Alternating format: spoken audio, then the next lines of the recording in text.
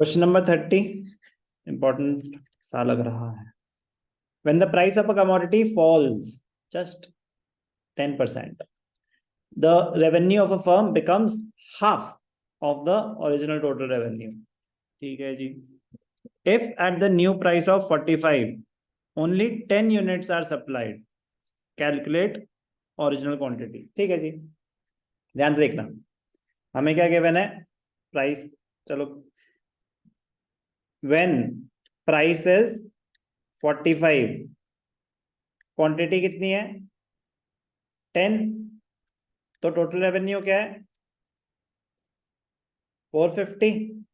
अब ध्यान से देखना, ये कब हुआ? व्हेन प्राइस, ये होने के बाद, व्हेन प्राइस फॉल्स बाय 10%, यही हुआ ना? तो रेवेन्यू करके if at the new price, मतलब गिरने के बाद है ना ये सिचुएशन. इतना तो क्लियर है. तो 10% प्राइस गिरने के बाद ये सब है.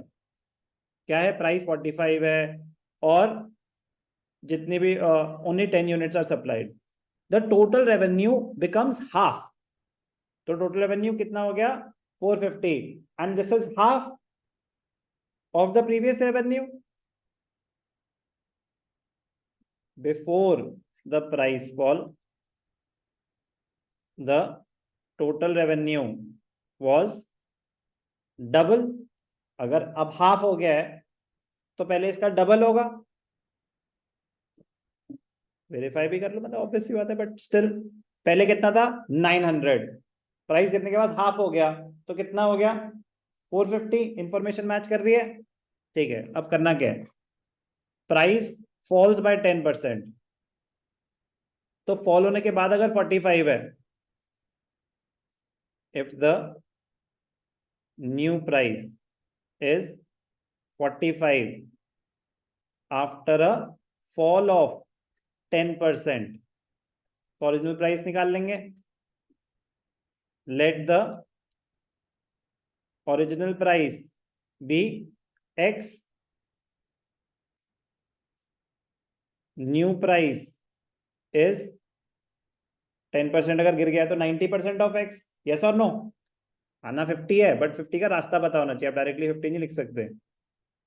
पहले x था, प्राइस गिरने, नया प्राइस क्या है? ओरिजिनल से 10% कम, तो 90% of x. x minus 0.1x.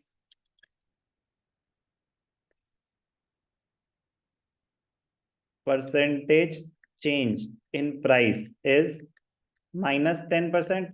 10% गिरा ना? यस और no? Which is equal to 0.1x. yes or no? New price is equal to x minus 0.1x, which is equal to 0.9x. तो new price is 90% of original price. आप directly भी ले सकते थे. अब न्यू प्राइस कितना है?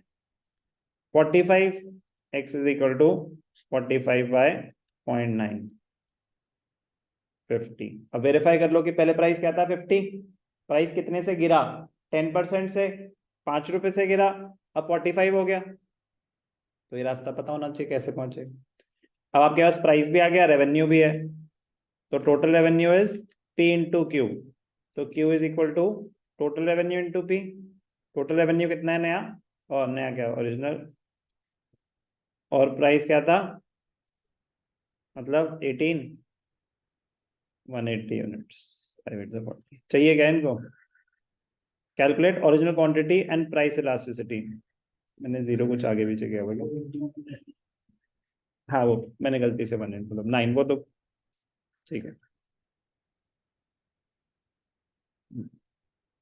5 rupees के हिसाब से कर दिया था मैंने, वो 5 से कर रहा था ना. 50 है. सही है, सब कुछ सही है. ये 18 है, मतलब यहाँ पे मुझे ऐसे कर देना चाहिए था, वो गलती से.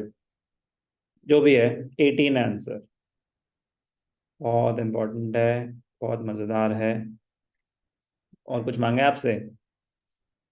इलास्टिसिटी कर लेंगे कैलकुलेट. अब आपके पास सारी वैल्यूज हैं, हो जाएगा. Original quantity, new quantity, original price, new price. Okay, doubts खत्म सारे? कोई रह तो नहीं गया?